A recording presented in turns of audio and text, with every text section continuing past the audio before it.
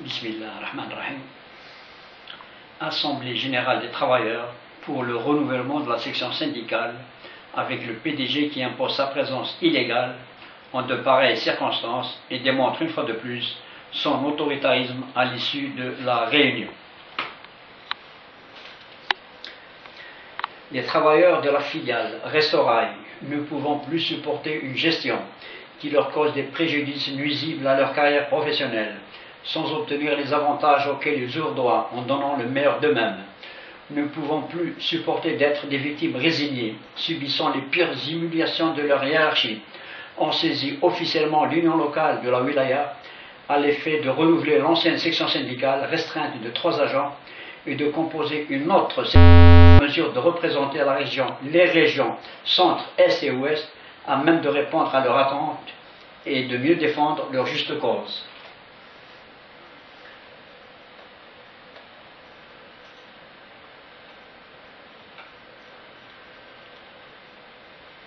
Le secrétaire général de l'Union locale a présidé l'Assemblée générale des travailleurs qui s'est déroulée à Usendé le 23 avril 2014 en ayant à ses côtés le PDG de la filiale qui a imposé sa présence en violation des textes pratiques des assemblées des travailleurs.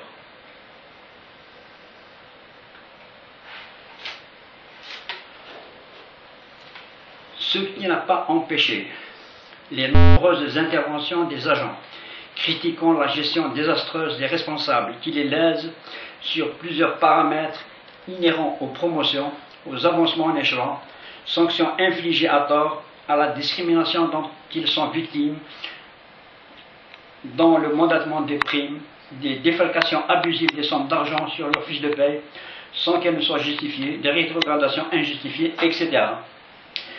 Le PDG n'a pas apprécié la vérité qui sort de la bouche de ces agents qui ont bravé pour une fois la peur qu'ils ont toujours habité en s'exprimant en toute liberté, en toute démocratie, dans une assemblée qui se veut transparente, en dénonçant la hawara qu'ils ont toujours subi, les mensonges des responsables de la filiale qui ne se distinguent que par des mesures de représailles lorsqu'ils réclament un droit ou dénoncent l'injustice dont ils sont victimes.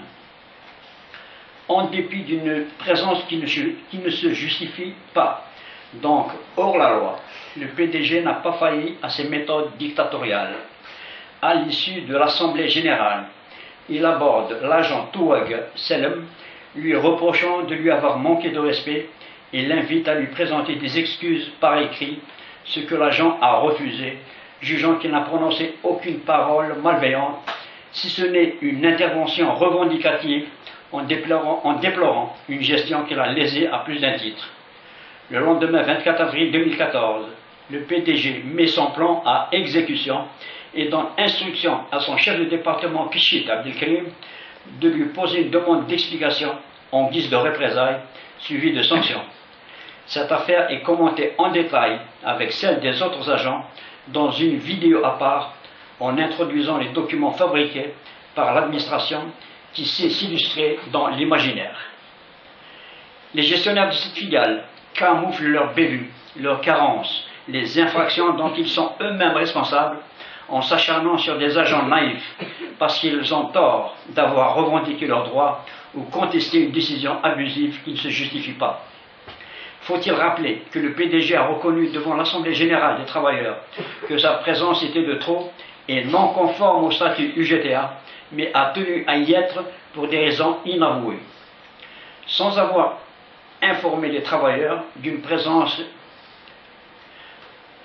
La question demeure posée aux responsables de l'union locale qui a toléré l'intolérable sans avoir informé les travailleurs d'une présence perturbatrice. M. Abdelmajid Sidi Saïd, le patron de l'UGTA, sera informé en lui communiquant toutes les vidéos pour information et intervention. Dans une de mes vidéos, j'ai fait allusion à la convention collective de branche que le PDG ajoute n'applique pas aux travailleurs de la filiale en les privant des avantages auxquels ils ouvrent droit. Des confrères m'ont remis une copie et j'en profite pour l'exhiber et donner lecture de certains articles qui visent l'ensemble du personnel de l'entreprise.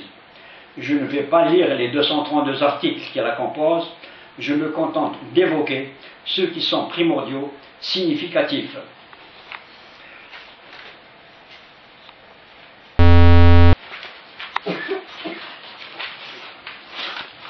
Je commence par les articles 3 et 4. L'article 3. Les dispositions de la présente convention s'appliquent à l'ensemble des travailleurs des entreprises nées de la restructuration, réorganisation, groupement, filialisation et de la fusion relevant de la branche, hormis les cadres dirigeants d'entreprise, les apprentis et les travailleurs étrangers régis par des dispositions réglementaires particulières. Quant à l'article 4, il dit ceci. Les dispositions les plus favorables de la présente convention produisent leur plein effet sur les conventions, avenants, protocoles et accords collectifs d'entreprise ainsi que les contrats de travail en cours au jour de son enregistrement.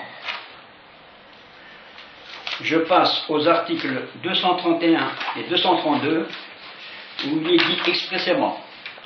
En article 231, la présente convention de branche ayant un caractère national est déposée auprès de l'inspection du travail ainsi qu'auprès du greffe du tribunal.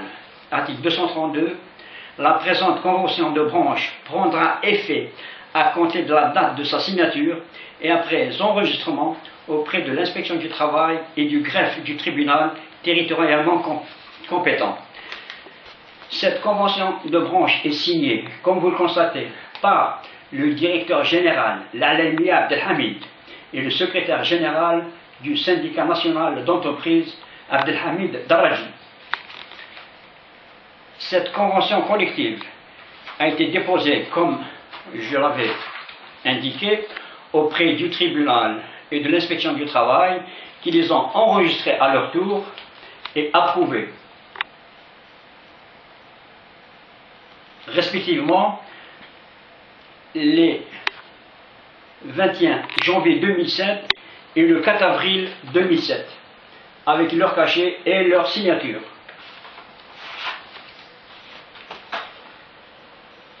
Pour le PDG ajoute, il trouve normal qu'un agent roulant d'une unité donnée effectuant le trajet Alger-Chlef perçoit une prime mensuelle kilométrique variant entre 10 000 et 15 000 dinars, alors qu'un travailleur de sa filiale effectuant le trajet Alger-Annaba perçoit une misérable prime de 180 à 250 dinars. Regardez la différence, comme elle est immense.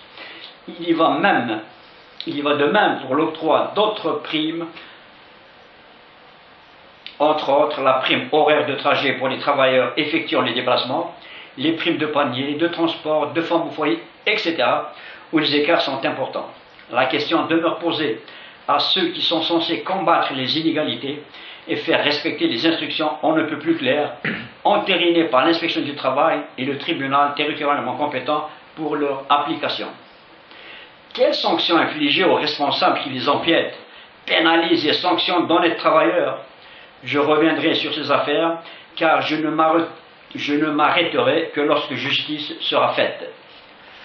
Alors que je m'apprêtais à clore cet enregistrement, j'ai reçu un coup de téléphone m'informant que des responsables de la filiale font pression sur les travailleurs afin qu'ils votent pour X et Y qu'ils ont désignés dans le cadre du renouvellement de la section syndicale sous peine de voir leur contrat de travail résilié. Ces agents ne sont pas dupes et ne veulent pas rater l'occasion qui leur est offerte pour voter sur des agents en mesure d'apporter le changement radical qui s'impose pour une meilleure représentativité. Ils se sont solidarisés et ont porté leur voix sur ceux qui vont prôner le changement et instaurer la stabilité de la filiale. D'ailleurs, je vais enregistrer d'autres vidéos à l'attention de la presse écrite et parlée pour sensibiliser les journalistes à recevoir et écouter les travailleurs de la filiale qui seront munis de documents qui attestent les misères qu'ils subissent. Je les accompagnerai et les assisterai dans leur démarche. Toujours est-il que ces enregistrements, quand bien même présents sur YouTube, seront remis par voie officielle à la présidence de la République, au Premier ministre, au ministère des Transports, du Travail, de la Justice, à la direction générale de la SNTF, déjà destinataire de 4 vidéos, à des partis politiques, afin qu'il y ait une intervention urgente, dégager une commission d'enquête en effet de mettre un terme à une gestion despote qui a trop duré, et d'envisager des mesures appropriées à l'encontre de ceux qui commettent du mal dont souffre la filiale et ses travailleurs. Les agents de cet établissement insistent à ce que je sois parmi les membres de la commission, étant celui à même d'apporter l'éclairage nécessaire, voire indispensable, en nombreuses zones d'ombre existantes, difficilement repérables lorsqu'on ne connaît pas les rouages de cette filiale. Pour mémoire, je rappelle que j'ai été sollicité en 1982 et en 1997 au sein même de ce service devenu filiale afin d'apporter mon savoir-faire, discipline, organisation, restructuration, amélioration des prestations et rendre confiance aux travailleurs découragés par des comportements irresponsables de ceux qui sont censés les gérer. J'ai même inséré un article sur le quotidien Moudjahid du 8/11/1999 où je dénonce la mauvaise gestion de cette filiale, gérée selon l'humeur de celui qui la dirige. Je dis basta, il y en a marre. Jusqu'à quand le laxisme et l'indifférence que manifeste la SNTF, les pouvoirs publics à l'égard de ces pauvres malheureux, de ces incompris? Faites quelque chose.